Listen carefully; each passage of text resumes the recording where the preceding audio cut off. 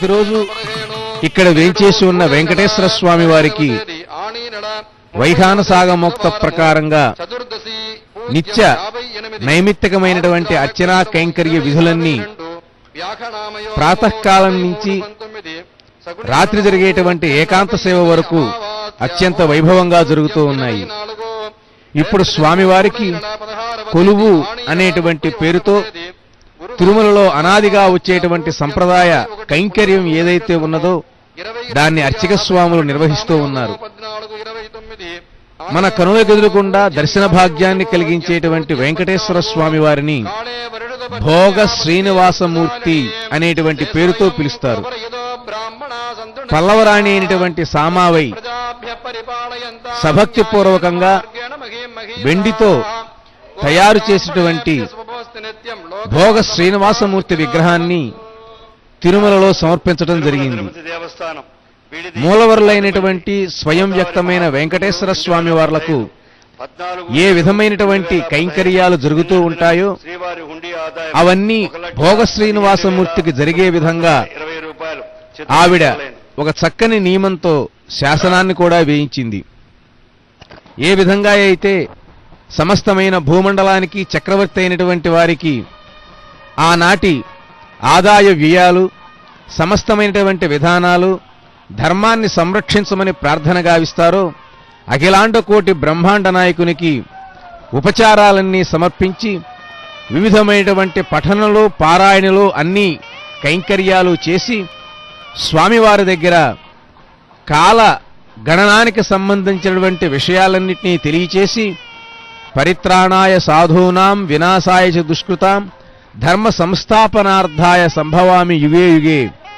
ఓ స్వామి, ప్రతి యుగంలోనూ నీవు ధర్మ సంరక్షణ కోసం వివిధమైనటువంటి అవతారాలు ధరించి ధర్మాన్ని సంస్థాపిస్తూ ఉన్నావు. కలియుగంలో వెంకటేశ్వర స్వామి వారిగా అవతరించి మా అందరి యొక్క కష్టాలన్నీ తీర్చి లోకాన్ని సంరక్షిస్తున్నావు. ఇదే విధమైనటువంటి ధార్మికమైనటువంటి భావన మానవులందరిలో ప్రవృద్ధము చేయవలసిందిగా స్వామివారిని ఈ కొలువులో ప్రార్థిస్తారు. స్వామివారి యొక్క నమూనా ఆలయాన్ని వైఖాన సాగమ శాస్త్ర ప్రకారంగా శిల్పశాస్త్రానికి అనుగుణంగా రాజగోపురంతో, బలిపీఠ ధ్వజస్తంభ ఉపాలయాలతో, ముఖమండపంతో, అంతరాలయంతో, గర్భగుడి విమానంతో సర్వ భక్త జనాకర్షకంగా తీర్చిదిద్దటం జరిగింది. స్వామివారి యొక్క ఆలయంలోకి ప్రవేశించటానికి ముందుగా ఈ రాజగోపురాన్ని భక్తులు దర్శించి నమస్కరించాలి. ఆలయం లోపలికి ప్రవేశించిన తర్వాత ధ్వజస్తంభానికి నమస్కరించాలి. ఆలయం చుట్టూ ప్రదక్షిణ చేసేటప్పుడు ఆలయ విమానం మీద ఉండేటువంటి శిఖరానికి నమస్కరించాలి. ముఖ మండపంలోకి ప్రవేశించినప్పుడు ఉపాలయంలో ఉన్న గరుత్మంతుణ్ణి దర్శించి నమస్కరించాలి. తర్వాత అంతరాలయం ఇరుపక్కలా ఉండేటువంటి జయ విజయులను దర్శించి అప్పుడు గర్భగుడిలో ఉండేటువంటి వెంకటేశ్వర స్వామి వారిని దివ్యమైన మంగళ స్వరూపాన్ని దర్శించి నమస్కరించాలి. వెంకటేశ్వర స్వామి వారికి ఇప్పుడు అర్చనా కార్యక్రమాన్ని నిర్వహిస్తూ ఉన్నారు. వైఖాన సాగమ శాస్త్రంలో స్వామివారికి పూజా విధానాలలో అత్యంత పవిత్రమైనటువంటి తులసీ దళాలతో అర్చన చేయటం అనేటువంటిది సంప్రదాయం. స్వామివారు అనంతనాముడు అయినప్పటికీ విష్ణు సహస్రనామాలు 1000 నామాలతో స్వామివారి యొక్క వైభవాన్ని పరికీర్తించడం జరుగుతుంది. స్వామివారు కొలువై ఉన్నారు. అద్భుతమైనటువంటి రత్నాలతో, వజ్రాలతో పొదిగినటువంటి కిరీటంతో, శంకు చక్రాలతో, కర్ణపత్రాలతో, మకరకంటి ఆభరణాలతో, సూర్య కఠారితో, పట్టు పీతాంబరధరుడై, కటివరదహస్తుడై, చిద్విలాస స్వరూపుడై శ్రీ వెంకటేశ్వర స్వామి వారు గర్భాలయంలో తన యొక్క దర్శన భాగ్యాన్ని భక్తులకందరికీ అనుగ్రహిస్తూ వేంచేసి ఉండగా అంతరాలయంలో శ్రీదేవి భూదేవి సహితంగా మలయప్ప స్వామి వారు ఆసీన భంగిమలో భక్తులందరినీ అనుగ్రహిస్తూ ఉన్నారు. సంప్రదాయంలో వైఖానసాగమ శాస్త్రంలో స్వామివారు గర్భాలయంలో ఏ భంగిమలో ఉన్నా ఉత్సవమూర్తులు మాత్రం తప్పనిసరిగా ఉభయ నాంచారులతో కలిసి ఉండటం అనేటువంటిది సంప్రదాయం. అందువలనే తిరుమలలో గాని ఇక్కడ రాజమహేంద్రి పట్టణంలో ఉన్నటువంటి శ్రీవారి నమూనాలయంలో గాని వెంకటేశ్వర స్వామి వారు ఒక్కరే ఉంటారు. దీనినే విరహమూర్తి అని శాస్త్రం చెప్తూ ఉంది. కానీ ఉత్సవాది కైంకర్యాలన్నీ నిర్వహించటానికి మాత్రము దేవేరులు ఉండాలి కనుక ఉత్సవ సంప్రదాయంలో శ్రీదేవి భూదేవి సైతంగా స్వామివారు మనకి కనువిందు గావిస్తూ ఉన్నారు.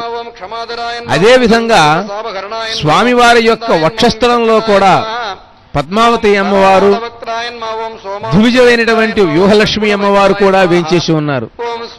ఈ విధంగా అనేకమైనటువంటి పౌరాణిక విశేషాలతో భక్త వాత్సల్య సంపన్నమైనటువంటి అంశాలతో వెంకటేశ్వర స్వామి వారు కలియుగంలో అవతరించి భక్తులకందరికీ సమస్తమైన సౌభాగ్యాలు కలగచేస్తూ ఉన్నారు. వెంకటేశ్వర స్వామి వారి దేవాలయంలో ప్రాతకాలం నుంచి స్వామివారికి గోక్షేర నివేదన, ఇతరమైనటువంటి కైంకర్యాలు, సుప్రభాతాలు, ఆ తర్వాత అర్చనాది కార్యక్రమాలు, ఆ తర్వాత కొలువు, సహస్రనామార్చన, ఇతరమైనటువంటి పూజా విధానాలు అవన్నీ గావించి నివేదనలు చేసి అప్పుడు భక్తులకి దర్శనాన్ని కలిగించడం అనేటువంటిది సంప్రదాయం. అదే సంప్రదాయాన్ని పాటిస్తూ శ్రీవారి నమూనా ఆలయంలో కూడా ఉదయం వేళ ఏ ఏ కార్యక్రమాలన్నీ జరగాలో ఆ కార్యక్రమాలన్నీ జరుపుతూ ఉన్నారు. ఇప్పుడు మనం గోదావరి నది ఒడ్డున భక్తులందరూ ఆనందంగా పుణ్యప్రదాయకంగా చేసేటువంటి పుష్కర స్నాన సంబంధమైనటువంటి అంశాలన్నింటినీ వీక్షిద్దాం. మహాపుష్కరాలు ప్రారంభమై ఈ రోజు రెండవ రోజు, ద్వితీయమైన అద్వితీయమైనటువంటి ఈ రోజు అధికాషాఢ మాసం, ఆరుద్ర నక్షత్రం, చతుర్దశి తిథి, ఉత్తరాయణ పుణ్యకాలం. ఇటువంటి పుణ్యమైనటువంటి మహాపర్వదినంలో అధికాషాఢంలో స్నానం గనక చేసినట్లయితే అమితమైనటువంటి పుణ్యం కలుగుతుందని మనకి స్మృతి గ్రంథాల వల్ల తెలియవస్తూ ఉన్నది. భక్తులందరూ వివిధ ప్రాంతాల నుంచి తరలివచ్చి రాజమండ్రిలో ఉండేటువంటి వివిధమైన స్నాన రేవులలో పుణ్యస్నానాలు ఆచరిస్తూ ఉన్నారు. గోదావరి నది యొక్క అద్భుతమైనటువంటి చారిత్రకత, అదేవిధంగా పౌరాణిక వృత్తాంతాలు భక్తులందరినీ ఉత్తేజకరం చేసి వారికి సమస్తమైన సౌభాగ్యాలు కలగచేస్తాయి. కాబట్టి భక్తులందరూ ఈ గోదావరి మహాపుష్కరాలు రెండవ రోజు గోదావరి నది ఎక్కడైతే ప్రవహిస్తూ ఉంటుందో అక్కడల్లా పుణ్యస్నానాలు ఆచరించి తరింతురుగాక. ఓం రేణుగాయ శిరోహారణే నమః. ఓం దుష్ట క్షత్రియ మర్దనాయ నమః. ఓం వర్చస్వినే నమః. ఓం దానశీలాయ నమః. ఓం ధనుష్మదే నమః. ఓం విత్తమాయ నమః. ఓం అత్యుదగ్రాయ నమః. ఓం సమగ్రాయ నమః. ఓం న్యక్రోధాయ నమః. ఓం దుష్ట నిగ్రహాయ నమః. ఓం రవివంశ సముద్భూతాయ నమః. ఓం రాఘవాయ నమః. ఓం భరతాగ్రదాయ నమః. ఓం కౌసల్యాదనయాయ నమః. ఓం రామాయ నమః. ఓం విశ్వామిత్ర ప్రియంకరాయ నమః. ఓం తాడకారయే నమః. ఓం శుభాగ్నాయ నమః. ఓం బళాదిబళ మంత్రపదే నమః. ఓం అహల్యాసాప విచ్ఛేదినే నమః. ఓం ప్రవిష్ట జనగాళయాయ నమః. ఓం స్వయంవర సభా సంస్థాయ నమః. ఓం ఈత్సాప ప్రవంజనాయ నమః. ఓం జానకీ పరినేత్రే నమః. ఓం గురవే నమః. ఓం నమో వెంకటేశాయ.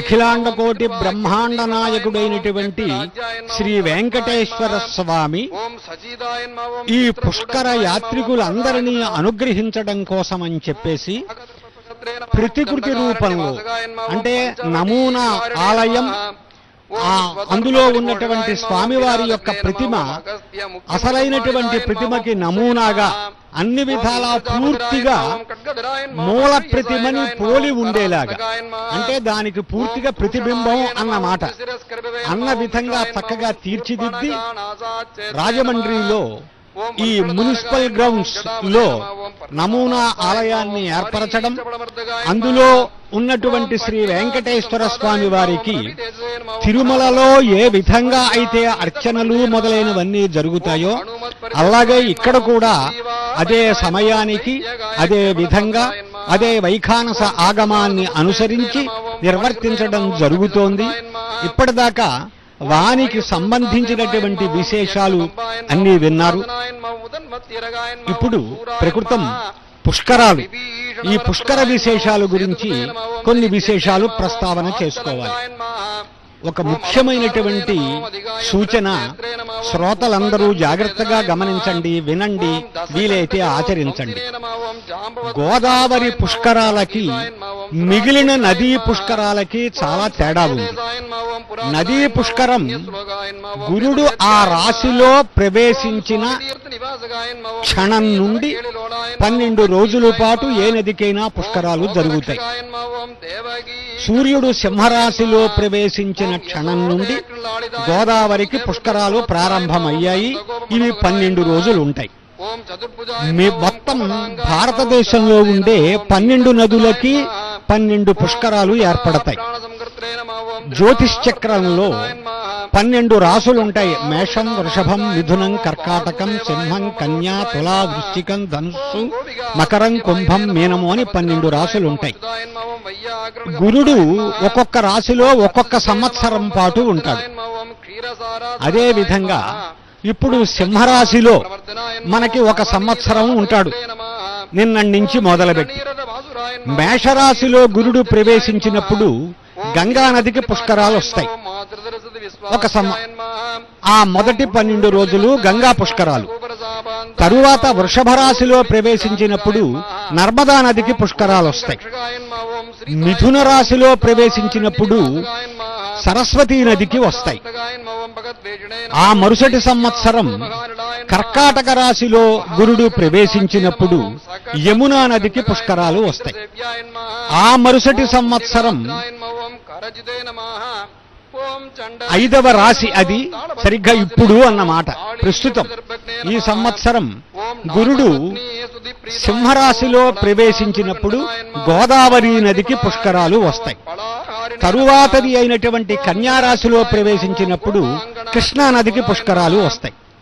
7వది అయిన తులారాశిలో ప్రవేశించినప్పుడు కావేరీ నదికి పుష్కరాలు. 8వది అయినటువంటి వృశ్చిక రాశిలో ప్రవేశించినప్పుడు భీమా నదికి పుష్కరాలు వస్తాయి. 9వది అయినటువంటి ధనురాశిలో గురుడు ప్రవేశించినప్పుడు బ్రహ్మపుత్ర నదికి పుష్కరాలు.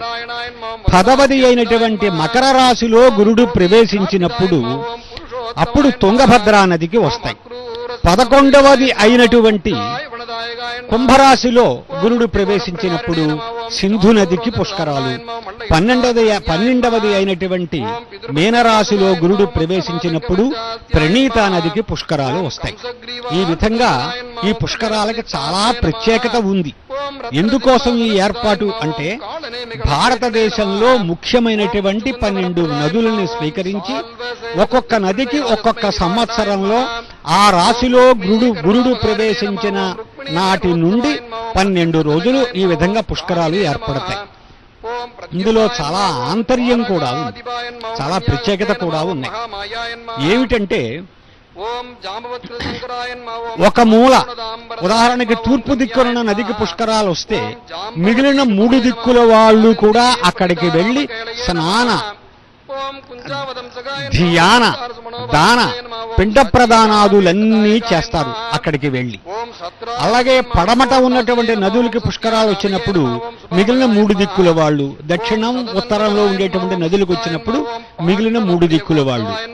ఈ విధంగా భారతదేశంలో అన్ని దిక్కులలోనూ అన్ని ప్రాంతాలలోనూ నివసించేటువంటి ప్రజలందరూ కూడా భక్తి శ్రద్ధలతో మన దేశంలో ఉండేటువంటి ప్రతి నదిని పవిత్రమైనదిగా భావిస్తూ అర్చన చేయడానికి వీలుగా, పూజించడానికి వీలుగా ఈ మన ఋషులు లేదా మన శాస్త్రాలు ఈ విధమైనటువంటి వ్యవస్థని ఏర్పాటు చేశాయి. ఇది ఒక ఐకమత్యానికి కూడా చాలా అద్భుతమైనటువంటి ఉపాయం. లేకపోతే మీ ప్రాంతం వేరు, మా ప్రాంతం వేరు, మా ప్రత్యేకత, మేము స్వతంత్రించేస్తాము, ఇలాంటి భావాలు లేకుండా చాలా అద్భుతమైనటువంటి ఏర్పాటు మన ఋషులందరూ ఏర్పాటు చేశారు దీన్ని.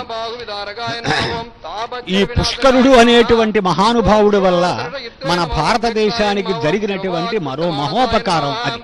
నేను సరదాగా అంటూ ఉంటాను. ఒక ధర్మము అనేటువంటి సూత్రంతో, ఒక తాడుతోటి, ధర్మము అనేటువంటి పద్ధతితో ఈ 12 నదులు అనేటువంటి త్రాళ్లతోటి భరతఖండాన్నంతని గట్టిగా బిగించేశారు మన పెద్దలు. చూడండి, ఒక క్రికెట్ బాల్ ఎంత గట్టిగా కొట్టినా పగిలిపోకుండా ఉండడానికి దాని చుట్టూ తాడులు బిగించి చాలా పెద్ద ఏర్పాటు చేస్తారు. అలాగే భరతఖండం ఐకమత్యంగా ఉండడం కోసం అని చెప్పి మన పెద్దలందరూ కూడా ఈ 12 నదులను 12 పగ్గాలుగా చేసుకొని ఈ భరతఖండం అనేటువంటి గోళాన్ని అద్భుతంగా చాలా బలంగా బిగించారు. ఎంచేతను ఒక చోట తేడా వస్తే మరొక చోటకి వెళ్లి మనం చేసుకునే అవకాశం కోల్పోతాం. ఇప్పటికీ దురదృష్టవశాత్తు ఈ సంప్రదాయం యొక్క లోతుపాతులు తెలియని కారణం చేత ఇప్పటికే భారతదేశం 2 ముక్కలైంది పూర్వం. మన దురదృష్టం, సంప్రదాయాన్ని సరిగ్గా అర్థం చేసుకోని కారణం చేత ఈ పరిస్థితి ఏర్పడింది. ఎప్పటికైనా అటువంటి ఏ లోటులు రాకుండా మనమందరం ఐకమత్యంతో భక్తిభావంతో ధార్మికమైనటువంటి విధులు నిర్వర్తించాలి. జపము, దానము, ధ్యానము, పిండ ప్రదానము, మిగిలినటువంటి వైదికమైనటువంటి కార్యక్రమాలు అన్నీ నిర్వర్తించుకోవడానికి ఒక ప్రత్యేకమైనటువంటి ఈ పుష్కర విధులను మన శాస్త్రాలు మనకి ఏర్పాటు చేసి ఉన్నాయి. ప్రస్తుతంలో ఈ గోదావరి పుష్కరాలకి సంబంధించినటువంటి విశేషాలు అందరూ శ్రద్ధగా వినవలసిన అంశం ఉంది. దయించి శ్రద్ధగా విని జాగ్రత్తగా గుర్తుపెట్టుకుని ఆచరించండి. మిగిలిన పుష్కరాలకి, గోదావరి పుష్కరాలకి ఒక ప్రత్యేకత ఉంది. మిగిలిన నదుల పుష్కరాలకి గురుడు ఆ రాశిలో ప్రవేశించిన ప్రారంభ క్షణం నుండి 12 రోజులు మాత్రమే పుష్కరాలు. గోదావరికి అలా కాకుండా గురుడు సింహరాశిలో ప్రవేశించిన మొదటి క్షణం నుండి మొదటి 12 రోజులు పుష్కరాలే. అంతేకాదు, చివరి 12 రోజులు కూడా మళ్ళీ అంత్య పుష్కరాలు అనే పేరుతో పుష్కరాలు ఉన్నాయి. అంటే ఈ గురుడు కన్యారాశిలో ప్రవేశించే క్షణానికి ముందు 12 రోజులు కూడా, అంటే గురుడు సింహరాశిని విడిచిపెట్టేటువంటి చివరి సమయానికి ముందు 12 రోజులు కూడా ఈ అంత్య పుష్కరాలు అనే పేరుతో గోదావరికి ఏర్పడి ఉన్నాయి.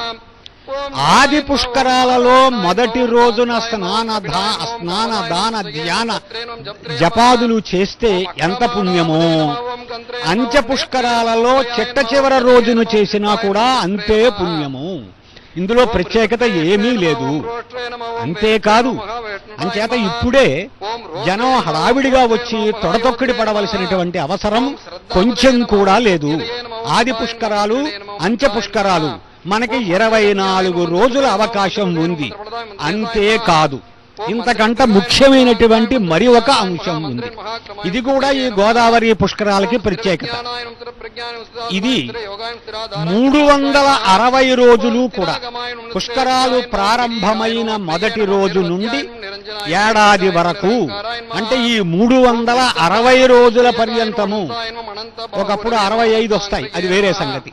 మొత్తం మీద ఈ 12 నెలల పర్యంతము ప్రతి దివసము కూడా, ప్రతి ఒక్క రోజు కూడా పవిత్రమైనదే. గుర్తుపెట్టుకోండి, స్పష్టంగా శాస్త్రం చెప్పింది ఆ విషయం. మిగిలిన రోజులలో మధ్యాహ్న సమయంలో, మిగిలిన రోజులలో మధ్యాహ్న సమయంలో అంటే 360 రోజులు కూడా మట్ట మధ్యాహ్న సమయంలో సుమారుగా ఒక 48 నిమిషాల పాటు పుష్కరుడు నదిలో ఉండి తీరతాడు 360 రోజులు కూడా. అంచేత ఆఫీసులకి సెలవులు దొరకని వాళ్ళు, వేరే వృత్తి వ్యాపారాలలో నిమగ్నమై ఉండేవాళ్ళు ఈ 360 రోజులలో ఏనాడు వచ్చి మట్ట మధ్యాహ్న సమయంలో ఇక్కడ స్నాన ధ్యాన దానాదులు నిర్వర్తించిన, పుష్కరాలలో మొదటి రోజున స్నానాదులు చేస్తే ఎటువంటి ఫలం అయితే వస్తుందో అటువంటి ఫలమే వస్తుందని శాస్త్రం కంఠోక్తిగా చెప్పింది. దయించి ప్రజలు ఈ విషయాన్ని గుర్తించి ఏ విధమైనటువంటి తొడతొక్కుడి లేకుండా ఈ మొత్తము సంవత్సరంలో ఏ విధమైనటువంటి రద్దీకి అవకాశం ఇవ్వకుండా చక్కగా మీకు కార్లు రైళ్లు అన్నీ అనుకూలంగా విశ్రాంతిగా రిజర్వేషన్లు దొరికేటువంటి ఏర్పాటు చేసుకొని ఇక్కడ వసతికి దానికి చక్కటి అవకాశం చూచుకొని విశ్రాంతిగా వచ్చి ఈ గోదావరిలో మీరు స్నాన దానాదులన్నీ నిర్వర్తించండి. ఈ పుష్కరాల 12 రోజుల్లోనే వచ్చి తీరాలనే నియమం లేదు. ఈ 360 రోజుల్లో నేను చెప్పిన విధంగా ఏనాడు మీరు వచ్చి స్నానాదులు నిర్వర్తించినా మీకు సంక్రమించేటువంటి ఫలం ఒక్కటే. అలాగే ఈ పుష్కరాలలో ఆది పుష్కరాలలో కావచ్చు, అంత్య పుష్కరాలలో కావచ్చు, ఎప్పుడు స్నానం చేసినా పగలు రాత్రి మీకు పుణ్యమే, అనుమానం అక్కర్లేదు. కాబట్టి ఏ విధమైన తొడతొక్కిడికి అవకాశం ఇవ్వకుండా విశ్రాంతిగా ప్రశాంతంగా వచ్చి స్నానం చెయ్యండి. ఇంకొక విశేషం కూడా ఉంది. గోదావరి పుట్టిన చోటు నుండి సముద్రంలో కలిసేదాకా ఎక్కడ మీరు స్నానాదులు చేసినా ఇదే ఫలితం సంక్రమిస్తుంది. గోదావరి కావచ్చు, ఈ గోదావరికి శాఖలు ఉన్నాయి, పాయలు ఉన్నాయి. ఆ పాయలలో కూడా ఏ పాయలో చేసినా అదే ఫలితం. గోదావరి పుట్టిన చోటు నుండి సముద్రంలో కలిసేదాకా అది ఎన్ని పాయలుగా విడిపోయినా సరే ప్రతి పాయకి గోదావరిలో స్నానం చేసినటువంటి తృప్తే, ఫలితమే ఉంటుంది. మరో ప్రత్యేకత ఏమీ దాని గురించి మీరు తక్కువ ధనాన్ని గురించి ఆలోచించవలసినటువంటి అవసరం లేదు. చూడండి, మన శరీరం ఉంది. కుడి చేతికి ఎవరైనా గంధం పూశారనుకోండి, ఈ సుఖం శరీరం అంతా అనుభవిస్తుంది. అదేమిటి, కుడి చేతికి పూశారు కనుక మిగిలిన మన శరీరానికి సంబంధం లేదు అని మన శరీరం అనుకోదు. అలాగే ఈ గోదావరి మాత ఇదంతా ఒకటే స్వరూపం. ఈ శాఖోపశాఖలుగా చీలిన పాయలున్నాయే అవి ఆవిడికి చేతులు వేళ్ళు అనుకోండి. అందుచేత నాసికాత్రయంబకంలో గోదావరి పుట్టిన చోటు నుండి సముద్రంలో సంగమించేంత వరకు అఖండ గోదావరి అయినా, పాయలుగా విడిపోయినటువంటి గోదావరి శాఖలు అయినా ఎక్కడ స్నాన దానాదులు ధ్యానాదులు చేసినా అదే విధమైనటువంటి పుణ్యం వస్తుంది. దయించి గుర్తించండి. ఈ 360 రోజుల్లోనూ విశ్రాంతిగా రావడానికే ప్రయత్నం చెయ్యండి. ఈ ఏ విధమైనటువంటి తొడతొక్కిడికి అవకాశం ఇవ్వకండి. ఇక ఈ పుష్కరాలలో ఒక ప్రత్యేకత. పుష్కరుడు అంటే మనకి పుష్టి కలిగించేవాడు అని అర్థం. ఇక్కడ ఒక ప్రత్యేకమైనటువంటి విశేషం ఉంది. పూర్వం తుందిలుడు అనేటువంటి బ్రాహ్మణుడు శివుడిని గురించి ఘోరమైన తపస్సు చేశాడు. చేసి ఏం కోరాడు? ఆయన ప్రత్యక్షమైతే ఈశ్వరుడు, నా స్పర్శ వల్ల నదులు పవిత్రమయ్యే అవకాశం ఇవ్వమని అడిగాడు. నదులు కాదు, జలం పవిత్రం అవ్వాలన్నాడు. ఆ విధమైన వరం కోరాడు. ఎందుకు కోరాడు? శివుడికి 8 మూర్తులు ఉన్నాయి, 8 రూపాలున్నాయి. అవి పంచభూతాలు. నీరు, నిప్పు, గాలి, నేల, నింగి అంటే ఆకాశం, ఇలా 5 భూతాలు. సూర్యుడు, చంద్రుడు. భక్తి శ్రద్ధలతో నియమపూర్వకంగా యజ్ఞ యాగాలు నిర్వర్తించేటువంటి యజమానుడు. ఈ విధంగా 8 మూర్తులు, 8 రూపాలు కూడా శివుడి యొక్క రూపాలు. ఇందులో ప్రత్యేకంగా ఏమిటంటే ప్రాణికోటికి ఆధారం అవుతూ ప్రాణాన్ని నిలబెట్టేవి గాలి అవసరమే, నీరు చాలా అవసరం. గాలి కంటికి కనపడేది కాదు, ప్రాణవాయువు అవసరమే. అలాగే నీరు మనకి చాలా అవసరం. ఈ నీరు మనకి తాగి దాహం తీర్చుకోవడానికి, పంటలు పండించడానికి, చల్లదనం ఇవ్వడానికి, ఇలా ఎన్నో విధాలుగా నీరు అవసరం. నిజం చెప్పాలంటే గాలిలో సూక్ష్మంగా నీరుంది, నీటిలో సూక్ష్మంగా గాలి ఉంది. పంచభూతాలన్నిట్లోనూ ఒకదాంటో ఒకటి సూక్ష్మంగా ఇమిడి ఉన్నాయి. కానీ మనకి ఉపయోగం, సాక్షాత్తుగా ప్రయోజనం కలిగించడం దగ్గరికి వచ్చేటప్పటికీ నీరు అన్ని విధాలా మన ప్రాణం నిలబెడుతోంది. మనలో ఉండేటువంటి మాలిన్యాలని కడిగి వేస్తోంది. శరీర మాలిన్యాలన్నీ చక్కగా నదిలో స్నానం చేయడం వల్ల అది కడిగి వేయడం జరిగిపోతుంది, పోతాయి. సంప్రదాయం ఏమిటంటే న్యాయంగా నదిలో స్నానం చేసేటప్పుడు ఏ కృత్రిమమైన ద్రవ్యాన్ని ఉపయోగించుకోకూడదు శరీరాన్ని శుద్ధి చేయడానికి. చేయడానికి దేన్ని ఉపయోగించాలి? నదిలో స్నానం చేసేటప్పుడు అంటే సంప్రదాయం ప్రకారం మట్టి పెట్టి ఒండ్రు మట్టి ఒళ్ళు తోముకోవాలి. అది శాస్త్రం. నదిలో స్నానం చేసేటప్పుడు ఇవాళ సబ్బులు, డిటర్జెంట్లు, బట్టలు ఉతకడానికి ఎన్నో ఉపయోగిస్తున్నారు. ఇవన్నీ కూడా నదిని కలుషితం చేసేసేస్తాయి. ఇది ఏ విధంగానూ మంచిది అయినటువంటి పద్ధతి కాదు. శాస్త్రం ఏం చెప్పిందంటే నదిలో స్నానం చేసేటప్పుడు మనము ఉపయోగించవలసింది మట్టినే ఉపయోగించాలి.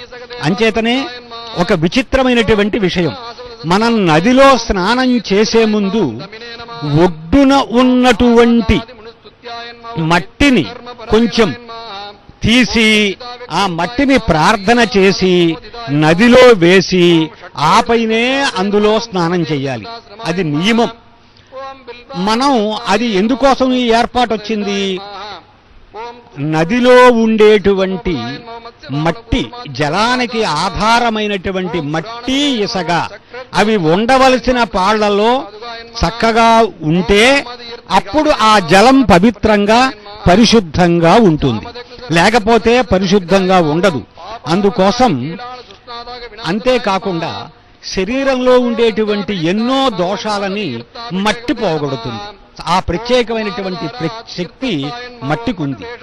మరి అంతే కదా, మనం మొక్కల్లోంచి వచ్చిన గింజల్ని ఆహారంగా తీసుకుంటున్నాం. మొక్కలకి మనం ఇవాళ తీసుకునేటువంటి గింజల రూపంలో మనం తీసుకునేటువంటి పిండి పదార్థాలు, ఖనిజ లవణాలు, విటమిన్లు, ఇంకా మరికొన్ని పోషక పదార్థాలు ఇవన్నీ ఎక్కడికి వస్తున్నాయి? ఎక్కడి నుంచి వస్తున్నాయి? మొక్కలకి ఆ మట్టిలోంచే వస్తున్నాయి. నీరు మొక్కల మొదట పోయడం మూలంగా అందులో ఉండే లవణాలు మొదలైనవన్నీ కూడా నీటిలో కరిగితే ఆ నీటిని మొక్కలు వేళ్లతో పీల్చుకోవడం ద్వారా మొక్కల్లోనూ, అందులో కాయల్లోనూ, గింజల్లోనూ చేరుతున్నాయి. వాటిని మనం ఆహారంగా తీసుకుంటున్నాం. కాబట్టి మనం ఈవేళ చెప్పుకునే పిండి పదార్థాలు, ఖనిజ లవణాలు, విటమిన్లు మొదలైన వాటికి అన్నింటికీ కూడా భూమే ఆధారము. అటువంటి భూమి మన శరీరానికి ఉండేటువంటి ఎన్నో దోషాలు పోగొడుతుంది. ఈవేళ చెబుతున్నారు, ఆయుర్వేద నిపుణులు చెబుతారు, చాలా ముఖ్యమైనటువంటి 16 పోషక పదార్థాలు భూమిలో ఉన్నాయిట. ఇప్పటికి గుర్తించనివి ఇంకా ఎన్నో ఉన్నాయి అందులో విశేషాలు. అంచేత నదిలో స్నానం చేసేటప్పుడు సబ్బు మొదలైనటువంటి కృత్రిమ ద్రవ్యాలు ఏవీ ఉపయోగించకూడదు. కీలకమైన విషయం గుర్తుపెట్టుకోండి. కావాలి అంటే ఒళ్ళు తోముకోవచ్చు. ఎలా తోముకో చెప్పిందంటే శాస్త్రం, ఆ నదిలో ఉన్నటువంటి ఒండ్రు మట్టితోటే ఒళ్ళు తోముకోవాలి.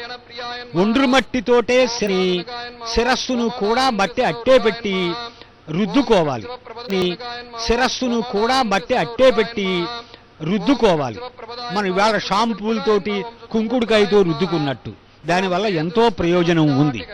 అందుచేతనే ప్రకృతి వైద్యంలో ఎన్నో రోగాలు పోగొట్టడానికి మట్టితోటే ఉపాయాలు ఉన్నాయి. ఎన్నో ఉపాయాలు. గాంధీ గారు ఎటువంటి అనారోగ్యం చేసినా ప్రకృతి వైద్య నియమాల్ని బట్టే వైద్యం చేయించుకున్నారు తప్ప విడిచి ఆయన ఇంగ్లీషు మందు బిళ్ళ మింగలేదు, ఇంజెక్షన్ చేయించుకోలేదు. చాలా కీలకమైనటువంటి విషయం. ఆయన భార్యకి పురుడొస్తే స్వయంగా ప్రకృతి వైద్య నియమాలను అనుసరించే ఆయన పురుడు పోసుకున్నారు. కాబట్టి పంచభూతాలకి ఉన్నటువంటి శక్తిని, పవిత్రతని కూడా గుర్తించడం కోసం ఈ ఉదాహరణ చెబుతున్నాను. ప్రకృతి వైద్యంలో నీరు, మట్టి, సూర్యకిరణాలు ఈ విధమైనటువంటి పద్ధతులతోటే వాళ్ళు వైద్యం చేసుకుంటారు. ఎందుకోసం? మట్టికి, నీటికి ఉండేటువంటి శక్తిని ఆ వైద్య విధానం పూర్తిగా గుర్తించింది కనుక ఇప్పుడు మనం వాటి మీద కొంచెం దృష్టి పెట్టాలి. అందుకోసం మట్టితోటే తోముకోవాలి. మట్టి కుదరకపోతే ఉట్టి చేత్తో తోముకుంటే చాలు. మన అరిచేతికే కొన్ని వందల సూక్ష్మజీవుల్ని సంహరించేటువంటి శక్తి ఉంది మన శరీరానికి. పనిగట్టుకుని సబ్బెట్టు తోముకోవలసిన అవసరం ఏ విధంగానూ లేదు. ఆలోచించండి.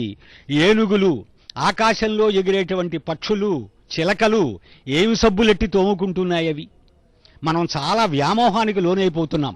కాబట్టి నదులు కలుషితం చెయ్యకండి. చాలా కీలకమైనటువంటి విషయం. ఇక ఈ పుష్కరాల దగ్గరికి వచ్చేప్పటికి మరో ప్రత్యేకత.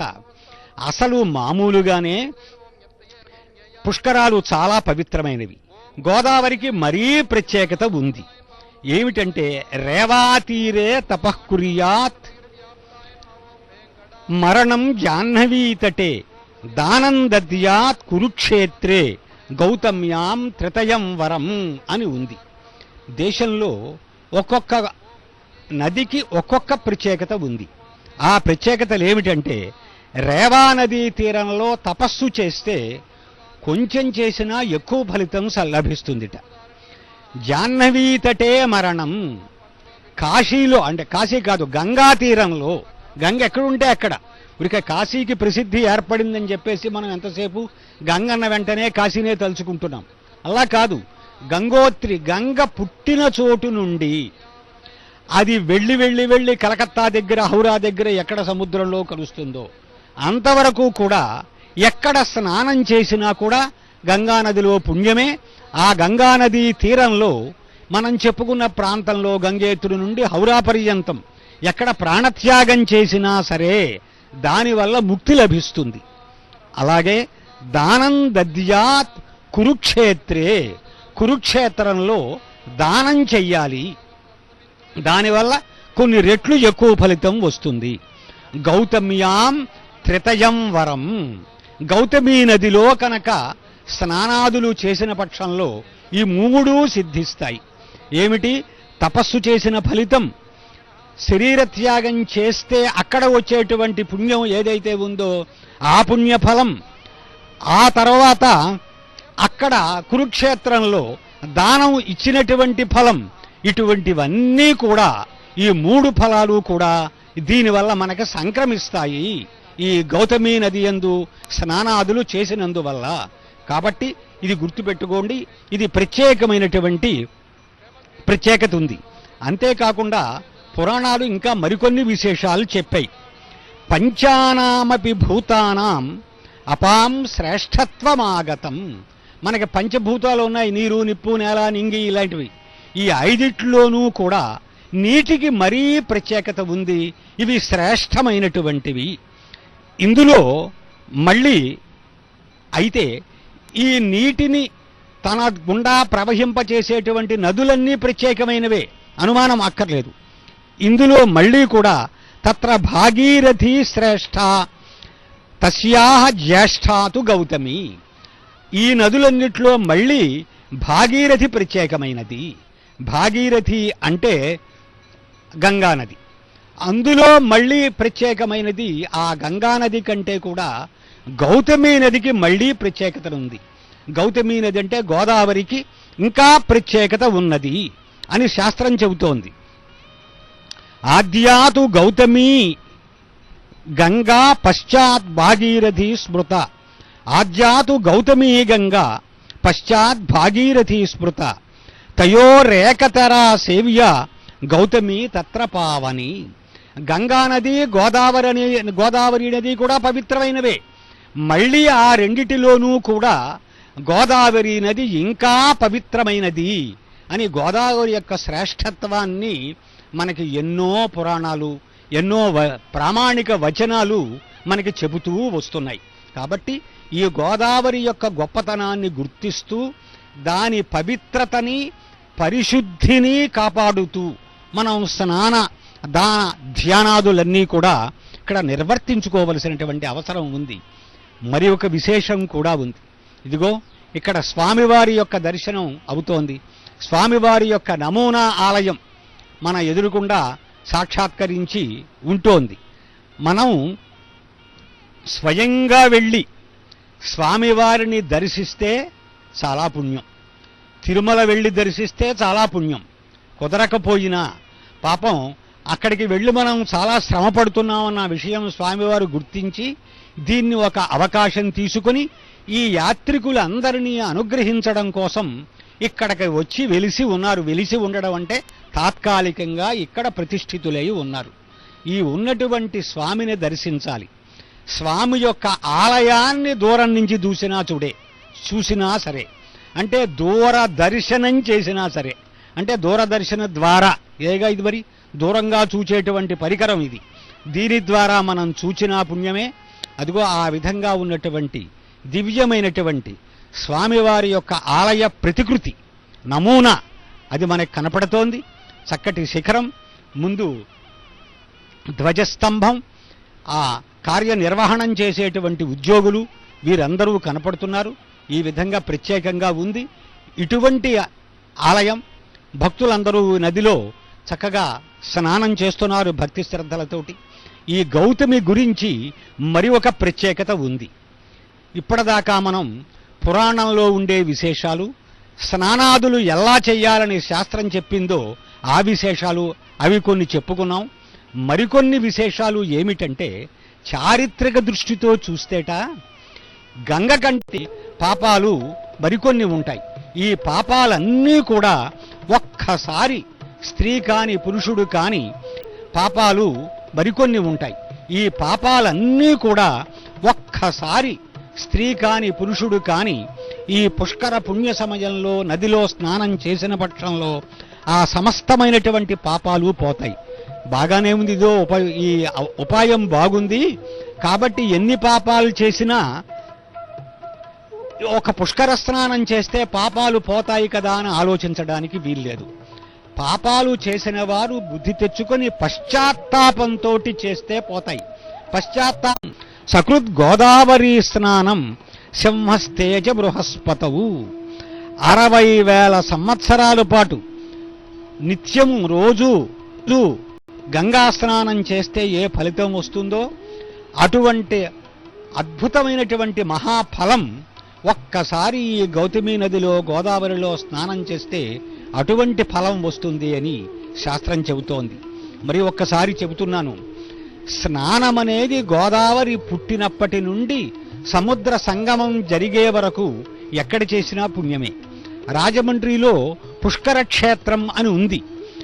పుష్కరాలలో పుష్కర క్షేత్రంలో ఇక్కడ మాత్రమే పుష్కర ఘాటులో మాత్రమే చెయ్యాలని కాదు నియమం. అక్కడ ఆ ఘాటికి ఆ పేరు ఎందుకు వచ్చిందంటే, పూర్వం అక్కడ ఒక పద్మాన్ని ఉంచి ఆ పద్మం పైకి వెళ్ళిపోకుండా దాని మీద ఒక పర్వతము ఉంచారు. స్థానికమైనటువంటి పురాణ గాథ. పుష్కరము అనే మాటకి పద్మము అని అర్థం. ఆ పద్మం పైకి స్వర్గానికి వెళ్ళిపోకుండా అడ్డుగా బరువుగా ఒక పర్వతం ఉంచారు కనుక ఆ పర్వతానికి పుష్కరగిరి అని పేరొచ్చింది. ఆ పుష్కరగిరి పూర్వం అక్కడ ఉండడం వల్ల అది పుష్కర రేవు పుష్కర ఘాటు అయింది తప్ప విడిచి పుష్కరాలకి అది మాత్రమే ప్రత్యేకము, అక్కడ చేస్తేనే పుణ్యము, మరి ఎక్కడ చేస్తేనూ పుణ్యం కాదనేటువంటి ఆలోచన మనకి ఎవరికీ ఉండకూడదు. గోదావరి పుట్టినప్పటి నుంచి సముద్రంలో కలిసే వరకు గంగ యొక్క ఈ గోదావరి యొక్క ప్రతి బిందువు పవిత్రమైనదే. ఈ విధంగా మనం అవగాహన చేసుకొని చక్కగా ఇక్కడ స్నానాధికం చేయవలసినటువంటి అవసరం ఉంది. ఈ గోదావరి రాజమహేంద్రవరం వరకు అఖండ గోదావరి అనే పేరుతో ఇది వ్యవహరింపబడుతోంది. అఖండ గోదావరి అంటే సుమారుగా మనకి ఈ రాజమండ్రి దాటాక ఈ ధవళేశ్వరం ఈ ప్రాంతం నుంచి ఇది 7 విధాలుగా విడిపోయింది. ఎందుకు విడిపోయింది 7 విధాలుగా అంటే, ఒక సాంప్రదాయికమైనటువంటి ఒక పౌరాణిక విశేషం ఉంది ఇక్కడ. ఏమిటిట, మనకి సమీపంలోనే దక్షారామంలో భీమేశ్వర స్వామి ఉన్నాడు. ఆయన అక్కడ స్వయం ప్రతిష్ఠితుడై ఉన్నాడు. ఆయన ప్రతిష్ఠితుడై ఉండే సమయంలో సప్త మహర్షులు ఏం ఆలోచించారు, పవిత్రమైనటువంటి జలం ఆయన సన్నిధిలో అప్పటికి లేదు. ఏమైనా సరే ఆ జలాన్ని అక్కడికి తీసుకురావాలి అని వాళ్ళు కాంక్షించారు, సంకల్పించారు.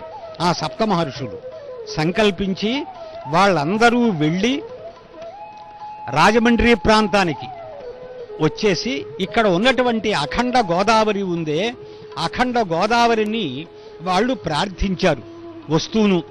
ఏమని, అమ్మా తల్లి నువ్వు చాలా గొప్పదానవు, నువ్వు ఏదో విధంగా నువ్వు ఇక్కడి నుంచి వచ్చి మా భీమేశ్వర స్వామి ఇక్కడ ప్రతిష్ఠితుడు అవబోతున్నాడు. అనేటువంటి దక్షారామంలో ప్రతిష్ఠ స్వీకరిస్తున్నాడు. కాబట్టి నువ్వమ్మా అక్కడికి తప్పకుండా నువ్వు రావాలి రావాలి అని ప్రార్థన చేశారు సమయం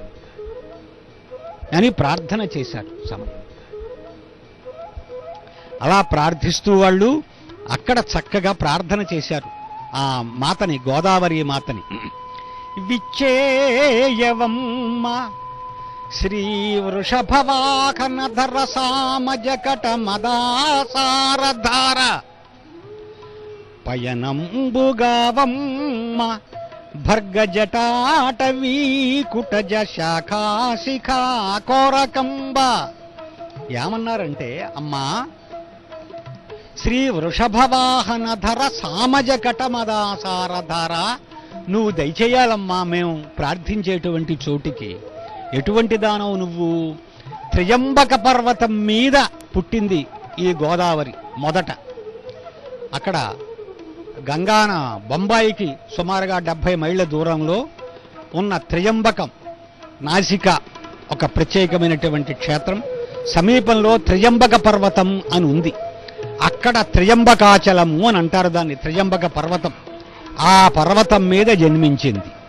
పర్వతం చాలా పెద్దది కాబట్టి, ఇక్కడ చాలా చమత్కారంగా అక్కడ పుట్టిన నది కాబట్టి దీనిని ఏమని వర్ణిస్తున్నాడు అంటే, ఇక్కడ శ్రీనాథుడు మహాకవి రచించాడు ఈ పద్యాన్ని. ఏమని వర్ణిస్తున్నాడు అంటే, త్రయంబక పర్వతము అనేటువంటి ఈ ఏనుగు యొక్క గండస్థలము నుండి జాలువారినటువంటి మదజల ప్రవాహమా అంటున్నాడు. అంటే ఏనుగుల గండస్థలాల నుండి మదజలం స్రవిస్తూ ఉంటుంది. ఇక్కడ ఈ పర్వతాన్ని ఏనుగుగా భావించి పర్వతం మించి జాలువారేటువంటి గోదావరి జలాన్ని ఏనుగు యొక్క మదజలంగా కల్పన చేసి వర్ణిస్తున్నాడు. అక్కడి నుంచి కొంచెం ముందుకు వచ్చింది. వచ్చాక ఎలా తయారైంది? మదజలం స్రవించినట్టుగా, చెమర్చినట్లుగా ఉంటుంది. చిన్న చిన్న చెమట బిందువులు చిన్న చిన్నవి కలిసి కొంచెం పెద్ద బిందువులు అవుతాయి. అలాగే జలం యొక్క లక్షణం మొదట సూక్ష్మంగా ఉన్నటువంటి తుంపరులులా ఉన్నటువంటి సూక్ష్మ జలకణాలు 2-3 కలిసి పెద్ద పెద్ద బిందువులుగా అవుతాయి. ఆ నీరు ఏర్పడే స్వభావం ఆ విధంగా ఏర్పడుతుంది. అక్కడ ఏమంటున్నాడంటే, ఇక్కడ పయనంబుగావమ్మ భర్గ జటాటవీకుటజ శాఖాశిఖా కోరకంబ. అమ్మా అక్కడి నుంచి నువ్వు బయలుదేరి ముందుకు రావాలమ్మా. ఎవరు నువ్వు? ఈశ్వరుడి యొక్క జటాజూటం. ఆ జటాజూటం అనేదే అంటే జడల యొక్క సముదాయం. ఆ జటాజూటంలో అనేదే ఒక పెద్ద అడవి. ఆ అడవిలో మళ్ళీ ఒక పాయ. ఆ పాయ అనేదే ఒక కొండమల్లె చెట్టు. ఆ పాయలో బిగించి ఉన్నాడు గంగని ఈశ్వరుడు.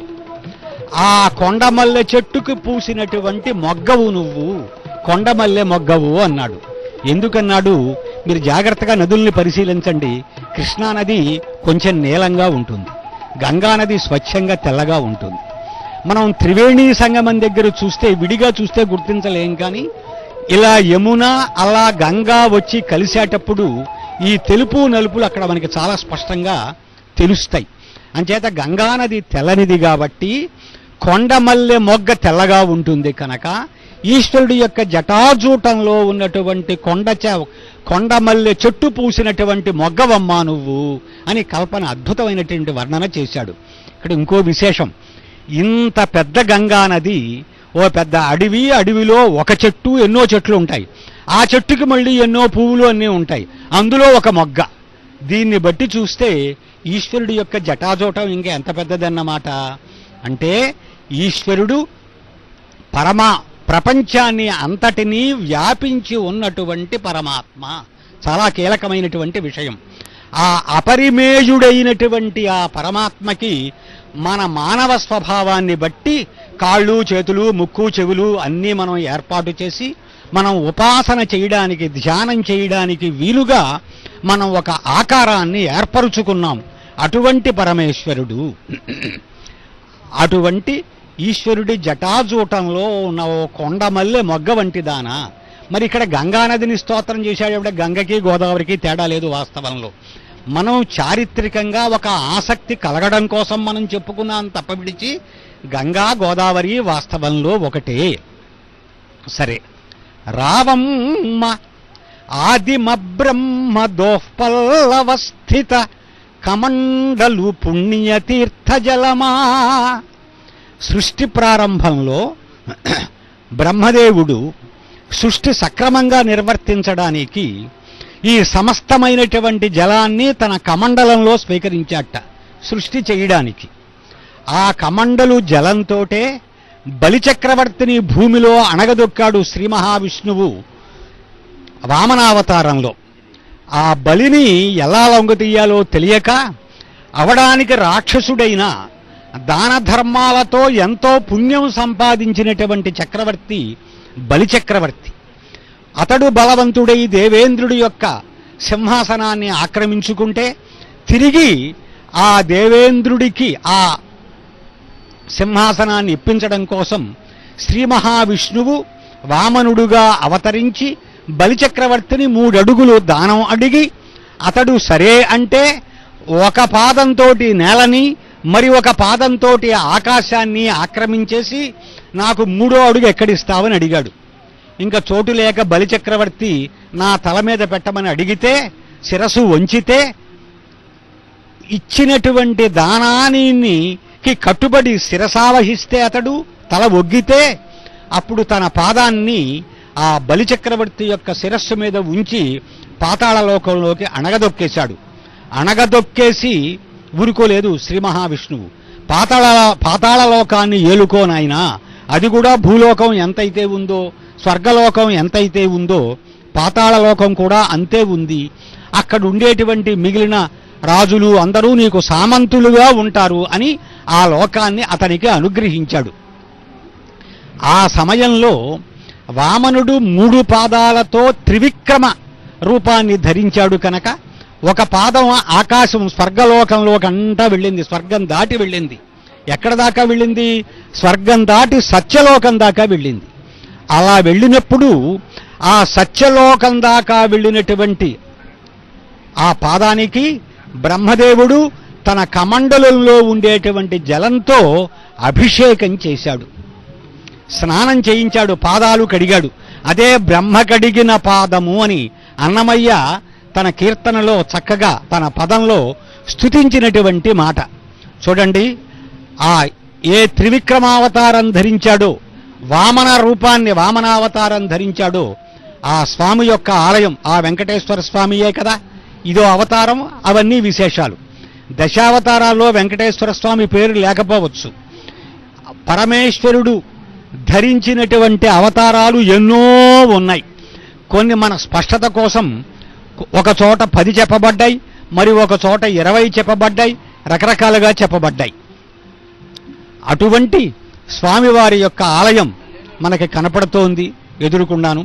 ఇదిగో చూడండి, ఈ ఘట్టాలు సంస్కృతంలో ఘట్టము అంటారు, అంటే స్నానం చేయడానికి వీలయ్యేటువంటి రేవు. అటువంటి సరస్వతీ ఘట్టం ఇప్పుడు మనకు కనపడుతోంది. అది కూడా పవిత్రమైనదే. కొత్తగా ఇక్కడ ఒక సరస్వతీదేవి ఆలయాన్ని నిర్మించడానికి ప్రయత్నం చేస్తున్నారు. ఈ సరస్వతీ ఘాట్ ఇక్కడ ఉంది. ఇటువంటి ఈ ఘాటులో భక్తులందరూ చేరారు స్నానాధికం కోసమని చెప్పేసేసి. అందరూ చాలా భక్తి శ్రద్ధలతో స్నానం చేస్తున్నారు. చాలా బాగుంది.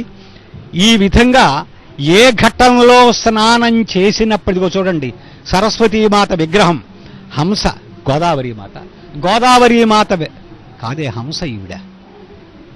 ఈ ఘట్టం సరస్వతీ ఘట్టంలో ఇక్కడ భక్తులందరూ స్నానం చేస్తున్నారు. ఈ పవిత్రమైనటువంటి ఈ ఘట్టం ఇక్కడ ఏర్పడి ఉంది.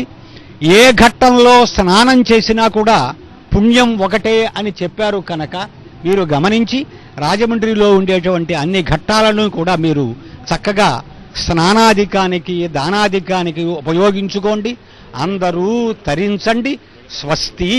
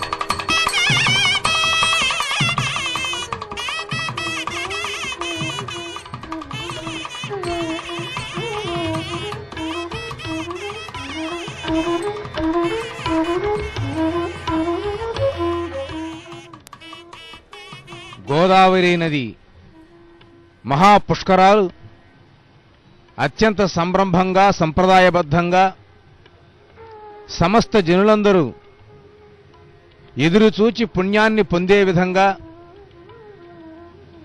గోదావరి నది పుష్కరాలు అత్యంత వైభవంగా ప్రారంభమయ్యి ఈరోజు రెండవ రోజు భక్తులందరూ దూర ప్రాంతాల నుంచి తరలివచ్చి ఆనందంతో చల్లని మనస్సు కలిగిన ఆ గోదావరి తల్లి ప్రవాహంలో ఆనందంగా స్నానాలు గావిస్తూ తమ జీవనానికి మూలమైనటువంటి గోదావరి మాతకు నమస్కృతులు సమర్పిస్తూ వివిధ దేవతలకందరికీ కైమోడ్పులు సమర్పిస్తూ ఉన్నారు. నమో గోదావరీ దేవి మహాదేవస్య వల్లభే స్నానేనానమే పాపం హరశ్రీ హరిపుత్రికే. సాక్షాత్తు శ్రీమన్నారాయణుని యొక్క పుత్రికగా గోదావరి ప్రసిద్ధి పొందింది. మహాశివుని యొక్క ఇల్లాలుగా పరమేశ్వరుని యొక్క జటాజూటం మీద అధివసించినటువంటి ప్రేయసిగా కూడా గోదావరి నది ప్రసిద్ధి పొందింది. ఎందువల్లంటే గోదావరి యొక్క మొదటి నామము గంగా. గంగా నదే గోదావరి నదిగా ప్రవహిస్తూ ఉన్నది. కాబట్టి ఇందులో స్నానం గనక చేసినట్లయితే సమస్తమైన పాపాలన్నీ పోతాయి అని పురాణ వచనం. అటువంటి గోదావరి నదిలో స్నానం చేసేటప్పుడు నమో గోదావరీ దేవి మహాదేవస్య వల్లభే అంటూ ఆ గోదావరి మాతకు నమస్కరించి స్నానాలు చేయటం అనేటువంటిది సంప్రదాయం. ఈ స్నానం చేసేటప్పుడు అనేక విధాలుగా మనకి పురాణాలు ఏ విధంగా చెయ్యాలో చెప్పడం జరిగింది. అయితే అవన్నీ చెయ్యాలి అనంటే ఈ మహారద్దీలో మరి ఆధునికమైనటువంటి సౌకర్యాల దృష్ట్యా మనం కొన్ని చెయ్యటానికి అవకాశం ఉండదు, కొన్ని చేయవచ్చు. అదేమిటి అనంటే ఒడ్డునుండేటువంటి మట్టిని కొద్దిగా తీసుకుని 3 ఉండలుగా చుట్టి నదిలో వేసి అప్పుడు స్నానం చేయమన్నారు. అయితే ఇక్కడ పుష్కరాల ఘాట్లన్నీ చక్కగా భక్తులకందరికీ ఇబ్బంది లేకుండా మెట్లు అవన్నీ నిర్మించి ఉండటం మూలంగా ఇక్కడ మట్టి ఉండటం అనేది అసాధ్యమైన అంశం.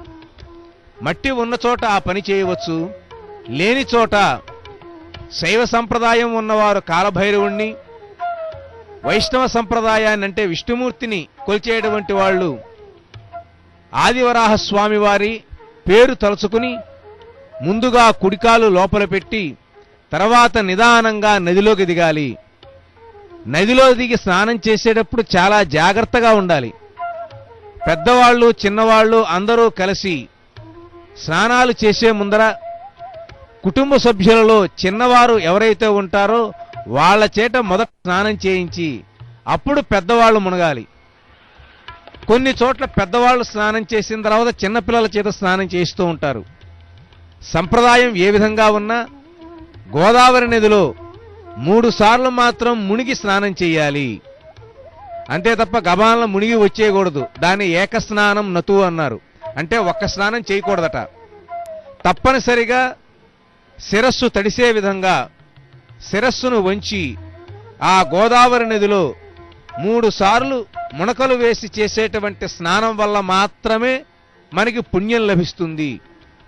తదన్యత్రా పుణ్యం వచ్చేటువంటి అవకాశం లేదు. కాబట్టి జాగ్రత్తగా నోటిలోకి నీరు, ముక్కులోకి నీరు, చెవుల్లోకి నీరు, కళ్ళల్లోకి నీరు వెళ్లకుండా స్నానాలు చేయటం అనేటువంటిది సంప్రదాయం. కొంతమంది ఏం చేస్తూ ఉంటారంటే ఊపిరి బిగించి అమాంతంగా మునుగుతారు. అట్లా మునగకూడదు. చెవులు ముక్కులు మూసుకుని స్నానం చేయాలి, సంప్రదాయం అన్నమాట.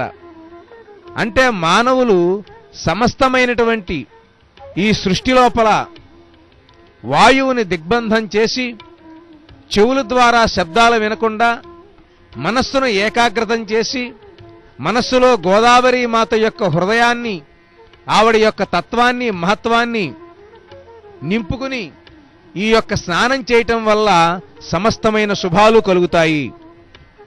గోదావరి బ్రూయాత్తు సప్త జన్మార్జితాన్యసి మహాపాపాని నశ్యంతి విష్ణులోకం స గచ్చతి అని చెప్పబడింది. గోదావరి నదిలో ఒక్కసారి గనక స్నానం చేస్తే సప్త జన్మార్జితాన్యసి, మనం 7 జన్మలుగా పుణ్యం మూటగొట్టుకున్నామో లేదో కానీ పాపం మాత్రం మూటగొట్టుకుంటాం తప్పనిసరిగా. ఆ పాపం ఉండటం వలనే, కొద్దిపాటి పుణ్యం ఉండటం వలనే మనకు మానవ జన్మ లభిస్తుంది. బాగా భక్తులు గుర్తుపెట్టుకోవాల్సిన అంశం ఏంటంటే, పుణ్యం విశేషంగా చేస్తే సద్గతులు కలుగుతాయి, వైకుంఠం లభిస్తుంది. అయితే ఏదో ఒక జన్మ రావాలి అనంటే కొంత పాపం కూడా ఉండాలి. కాబట్టి నరకలోకంలో మనకి కొన్ని పాపాలకు శిక్షలు వేసి మరల కొద్ది పాపాన్ని అట్టి పెడతారు. ఆ పాపం ఉంటే తప్ప ఈ శరీరం రాదు. కాబట్టి పాపం ఉండటం కూడా మనకి మంచిదే. దానివల్ల మానవ జన్మ లభించేటువంటి అవకాశం ఉంటుంది. ఈ మానవ జన్మ పొందటం వలన మంచి పనులు చేసేటువంటి అవకాశం ఉంటుంది. మనం ఏ కుక్కగానో, పిల్లిగానో, ఏగగానో, దోమగానో పుడితే ఈ గోదావరిలో స్నానం చేస్తామా, ఈ పుష్కరాలు వీక్షిస్తామా, తిరుమలలో ఉండేటువంటి వెంకటేశ్వర స్వామి వారిని దర్శిస్తామా? జ్ఞానం ఉండదు, కేవలం ఆకలి, నిద్ర ఇలాంటివి తప్ప. కాబట్టి జ్ఞానం కలిగినటువంటి జీవులలో మానవుడు ఉత్తమోత్తముడు. కాబట్టి మానవ జన్మ ఎత్తడం వల్ల పొందేటువంటి ఫలం ఏమిటంటే, మనకు తెలియని దేవుడిని తెలుసుకుని ఏ దేవుడి నుంచి మనం పుట్టామో మరల ఆ దేవుడి దగ్గరికి వెళ్ళటమే మానవ జన్మ యొక్క సార్థక్యం. అంతేగాని పుట్టి పెరిగి చదువుకుని ఉద్యోగాలు చేసుకుని పిల్లలు కానీ వాళ్ళని పెంచి పోషించి వాళ్ళకి ఉద్యోగాలు పెళ్లిళ్ళు చేసి అమ్మయ్య రిటైర్ అయిపోయాను ఎట్టగొట్ట బతకాలని చెప్పి చనిపోతే మనకి ఇతర జంతువులకి తేడా ఏముంది? కాబట్టి మానవ జన్మ యొక్క చరితార్థం పరమాత్మని సేవించటం, పరమాత్మ యొక్క స్వరూపాలైన పర్వతాలని, నదులని, అడవులను, వృక్షాలను వీటిని సేవించటం. కాబట్టి 7 జన్మలలో మనం చేసుకున్నటువంటి పాపం ఏదైతే ఉంటుందో మహాపాపాని నశ్యంతి, ఆ పాపాలన్నీ నశించిపోతాయట. నశించిపోయిన తర్వాత ఏమవ్వాలి? పాపాలన్నీ మనిషి, ఒక వ్యక్తి పాస్ అవుతాడు అనుకోండి డిగ్రీ, ఏమవుతాడు? అతను ఉద్యోగం సంపాదిస్తాడు. అదేవిధంగా పాపాలన్నీ పోతే జీవుడు ఏమవుతాడు? విష్ణులోకం సగచ్చతి అన్నారు. వాళ్ళకందరికీ విష్ణులోకం వస్తుందట మరణానంతరం. కాబట్టి మానవులు యజ్ఞాలు చేయలేకపోయినా, దానాలు చేయలేకపోయినా, పుణ్య కార్యక్రమాలు చేయలేకపోయినా, మీరు గనక గోదావరి నదిలో ఈ మహాపుష్కరాల సందర్భంగా ఒక్కసారి గనక స్నానం చేసినట్టయితే అదుగో విష్ణులోకం సగచ్చతి, ఆ వైకుంఠానికి వెళతారు అని మనకి గోదావరి మహాత్మ్యం చెబుతూ ఉంది. అటువంటి ఈ పవిత్రమైనటువంటి గోదావరి పుష్కరాలు ప్రారంభమైనటువంటి 2వ రోజు బుధవారం, మన్మథనామ సంవత్సరం, ఉత్తరాయణం, గ్రీష్మ ఋతువు, అధికాషాఢమాసం, కృష్ణపక్షం, చతుర్దశి, ఆర్ద్రా నక్షత్రం. ఈ రోజు ఆర్ద్రా నక్షత్రం వాళ్ళు గనక స్నానం గనక చేసినట్లయితే ఆ కుటుంబంలో ఉండేటువంటి వ్యక్తులందరూ సమస్తమైనటువంటి సౌభాగ్యాలు పొందుతారు. ఈ యొక్క 12 రోజుల్లో 27 నక్షత్రాలు వచ్చే అవకాశం లేదు, కొన్ని నక్షత్రాలు మాత్రమే వస్తాయి. అటువంటి జన్మ నక్షత్రం కలిగిన వాళ్ళు ఆ రోజు గనక గోదావరి నదిలో గనక స్నానం గనక చేసినట్లయితే అద్భుతమైనటువంటి పుణ్యం లభిస్తుంది. పుష్యార్కే జన్మ నక్షత్రే అని మన వారు స్పష్టంగా చెప్పారు. ఆదివారము పుష్యమీ నక్షత్రం ఉన్న రోజున, జన్మ నక్షత్రం ఉన్న రోజున, వ్యతిపాత రోజులలో లేదా వరుసగా 3 రోజుల పాటు గోదావరి నదిలో ఎవరైతే స్నానం చేస్తారో వాళ్ళకందరికీ అఖండమైనటువంటి స్వామివారి యొక్క, గోదావరి మాత యొక్క అనుగ్రహం లభిస్తుంది. కాబట్టి ఈరోజు ఆర్ద్రా నక్షత్రం ఎవరికైతే ఉన్నదో వారందరూ గోదావరి నదిలో గనక స్నానం చేసినట్టయితే ఆ గోదావరి తల్లి యొక్క చల్లని అనుగ్రహం లభిస్తుంది. అదేవిధంగా ఈరోజు దానం చేయవలసినటువంటి వస్తువులు కూడా మనం తెలుసుకోవాలి. అది ఏమిటి అనంటే, గోవు అంటే ఆవును దానం చేయవచ్చు, లవణము అంటే ఉప్పును దానం చేయవచ్చు, మణులు బాగా డబ్బులున్నాయనుకోండి సద్బ్రాహ్మణులకు అందరికీ మణులు దానం చేయవచ్చు, వస్త్రాలు అంటే బట్టలను కూడా దానం చేయవచ్చు. ఈరోజు గోవును, లవణము, ఉప్పును, మణులను, వస్త్రాలను ఎవరైతే దానం చేస్తారో వారికందరికీ పరమాత్మైనటువంటి శ్రీమన్నారాయణ యొక్క అనుగ్రహం లభిస్తుంది. గోదావరి నదీ తీరంలో వ్యాసమహర్షి యొక్క విగ్రహము, పక్కనే వినాయకుడు మహాభారతాన్ని రాస్తున్నటువంటి దృశ్యము మీరందరూ వీక్షించవచ్చు. మహాభారతంలో వ్యాస మహర్షి చేతులు రెండు పైకెత్తి ప్రజలందరినీ కోరుకుంటున్నాడు. అదేమిటి అంటే ధర్మార్థ కామ, అంటే ధర్మం వలనే మీరు అర్థాన్ని, కామాన్ని, మోక్షాన్ని పొందండి. ధర్మం లేకుండా మీరు డబ్బును సంపాదించవద్దు, కామాన్ని పొందవద్దు, మోక్షాన్ని పొందే అవకాశం కోసం ప్రయత్నం చేయవద్దు. కాబట్టి ధర్మవిహితంగా మానవులందరూ జీవించండి అని పాపం ఆ వ్యాస మహర్షి రెండు చేతులెత్తి బ్రతిమాలాడు ప్రజలందరినీ. కాబట్టి ధర్మం ద్వారానే మనం అన్ని కార్యక్రమాలు నిర్వర్తించాలి. అటువంటి ధర్మంలో ఒక భాగం దానం చేయటము. కాబట్టి గోవును గనక దానం చేస్తే గోలోకము, లవణాన్ని దానం చేసినట్టయితే లావణ్యము, మణులను దానం చేస్తే బ్రహ్మలోకము, వస్త్రాలను దానం చేస్తే వసులోకము. చదువుల తల్లైనటువంటి ఆ సరస్వతి చల్లని కరుణా కటాక్ష వీక్షణాలు గనక ఉన్నట్లయితే విద్యార్థిని విద్యార్థులలో చక్కగా చదువు అబ్బుతుందన్నమాట. చదువు గనక ఉన్నట్లయితే జ్ఞానం లభిస్తుంది.